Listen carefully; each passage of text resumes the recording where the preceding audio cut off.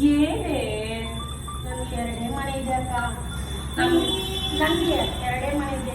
ನೀವು ಒಂದ್ ಟೈಮ್ ಹೇಳಿರಲ್ಲ ಅಕ್ಕ. ನಮಗೆ ಒಂದು ಬಾಡಿಗೆ ಮನೆ ಇದೆ, 2 ಮನೆ ಎಲ್ಲಿದೆ ಪರವಾಗಿಲ್ಲ ಅಲ್ಲ, ಸ್ವಂತ ಮನೆ. ಅದು ನಂಗಿಲ್ಲ ಅಕ್ಕ. ಮತ್ತೆ ನನ್ ಕೆಲಸ ಮಾಡುದು 2 ಮನೆ. ಕೆಲಸ 2 ಮನೆ. ಹೌದು ಸರಿ, ಆಯ್ತು ಹೇಳು.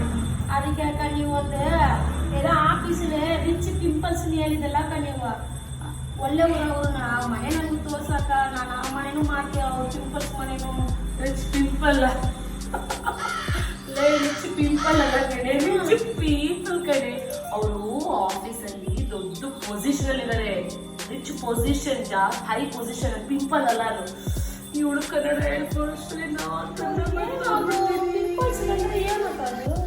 ಪಿಂಪಲ್ ಅಂದ್ರೆ ಗುಳ್ಳೆ, ಗುಳ್ಳೆ. ಏನಪ್ಪ ಇಂಗ್ಲಿಷ್ ಬರಲ್ಲ, ಏನು ಬರಲ್ಲ ನಂಗೆ.